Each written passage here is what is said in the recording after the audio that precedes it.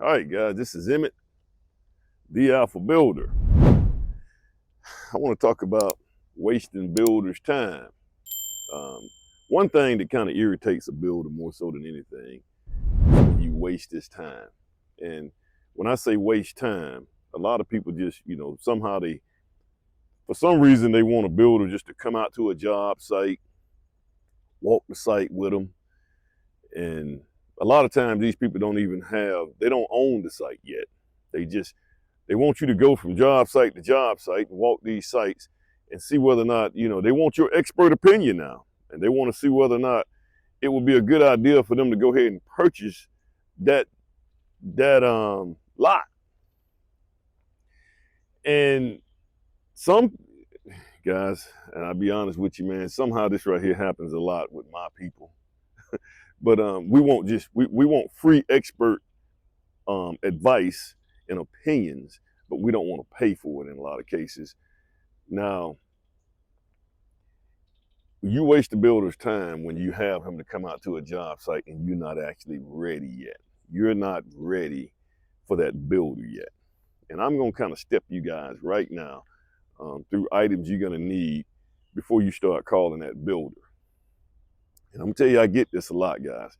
But guys, we don't just, number one, we don't want to just show up at your site and we're not being compensated. Because my time, guys, the one asset that I have that's more important than any asset just about, it's going to be my time.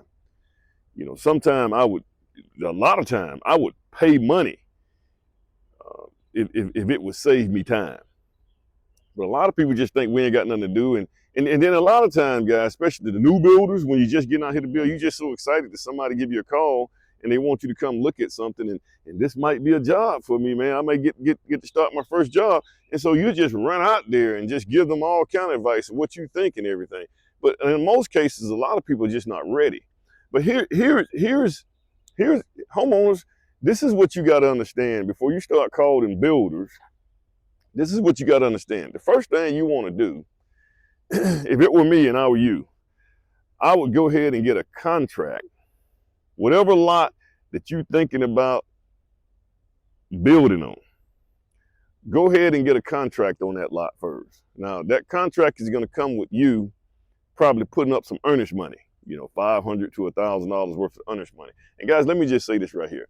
A lot of people are trying to circumvent not paying anything.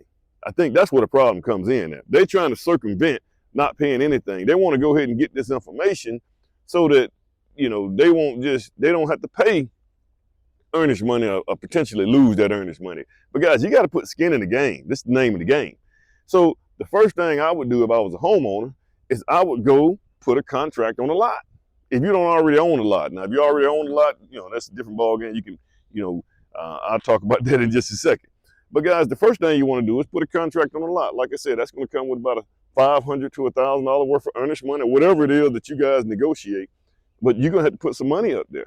And potentially, now you can put an escape clause in that lot and just say, hey, if everything's okay, if it perk or et cetera, then we're about a lot. If it don't, then I get my money back. Whatever you're going to do, whatever contract you're, but you got to have that lot thing figured out first.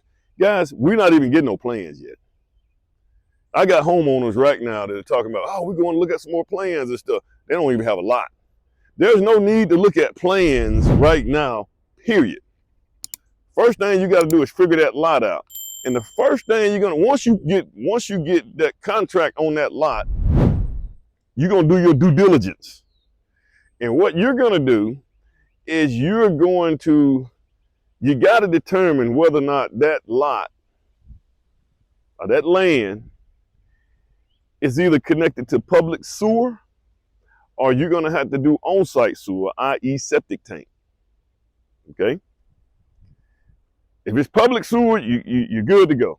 You're good to go. Now now you can probably go ahead and start looking at some plans, etc.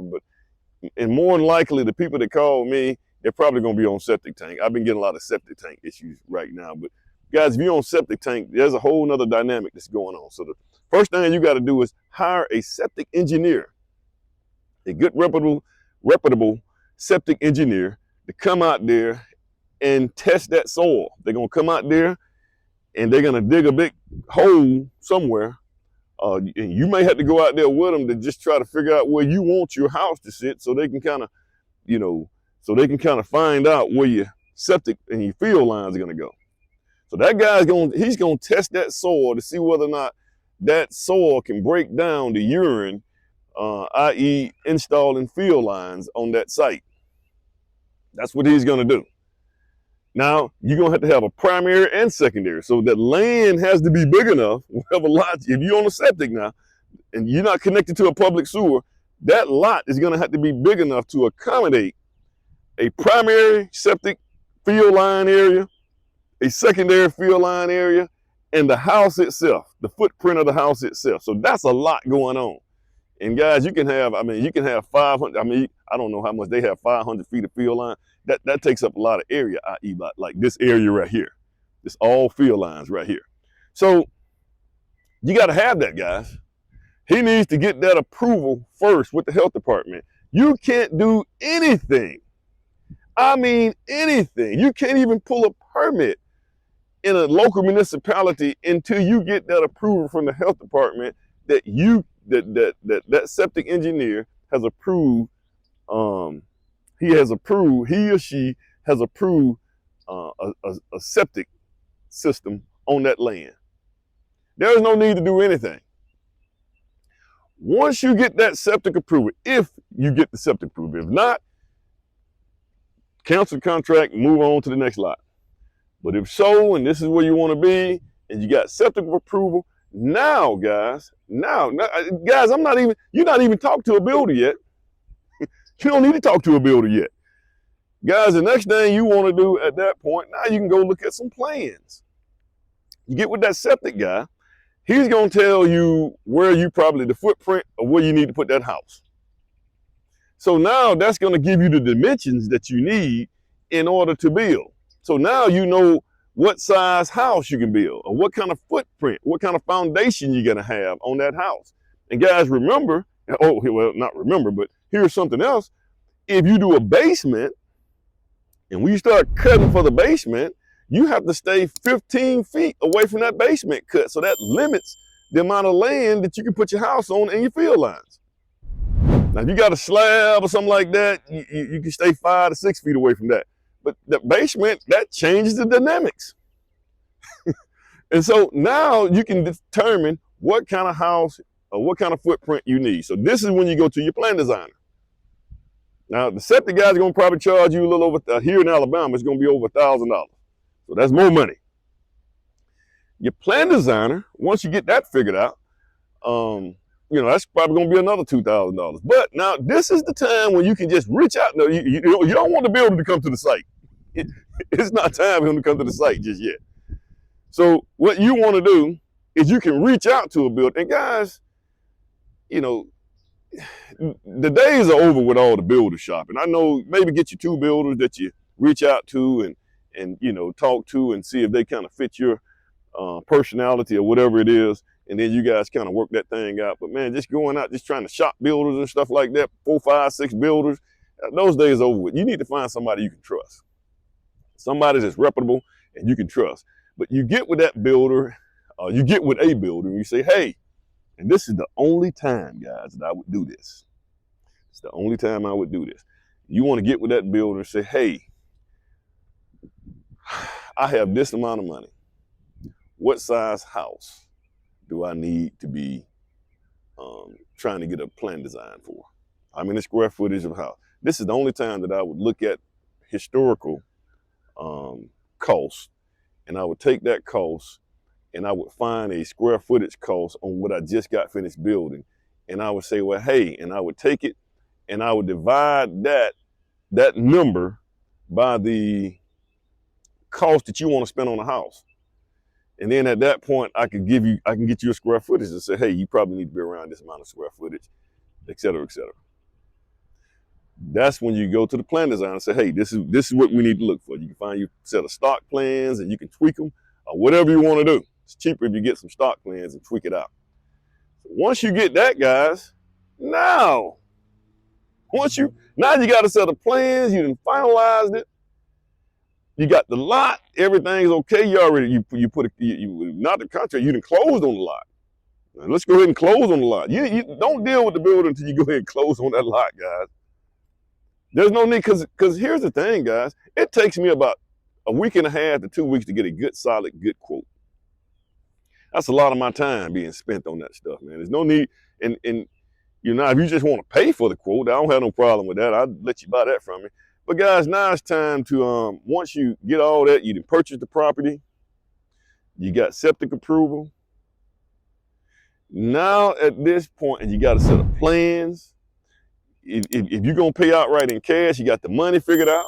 You done went to a bank or whatever you done did, and you got the financing, and it's feasible. You can actually, it's feasible based on the numbers that I gave you. Now it's time for me to get it. Now it's time for you to talk to that builder. Now it's time for me to quote it. And as a builder, I'm gonna go out to the site at that point, because you already put your money into the game. I'm gonna go out there to that site now, and now we can start talking. We can start figuring this thing out, guys. But guys, people are coming to me now, and they don't have this stuff. I don't know what it is about. Some people just like to, look at plans. We're gonna look at plans, and they get excited and stuff like that. And man, we're gonna build a house and et cetera, et cetera. Guys, you got to know when, because builders do not like when you waste their time. You're not ready yet. And I'm gonna ask you these questions. And if you don't have these questions figured out, I'm going to put your number at the back of the, we don't have time for that, man. You got houses, you got stuff going on. We trying to make things happen, man. And you out here playing around and homeowners, you can't do that, guys. You just can't do that. So take my advice, guys. Don't call these builders until you get all that stuff taken care of. Once again, like, share, subscribe, guys. A lot of people coming on here and they're coming on here and but they're not subscribing. Go ahead and subscribe so I can help grow builders. And this right here is for builders too. Builders, stop wasting your time out here, man. And there's a high probability that these people are not going to be able to do it. They're not going to be able to build anyway. So that's your time too. And guys, this is the way.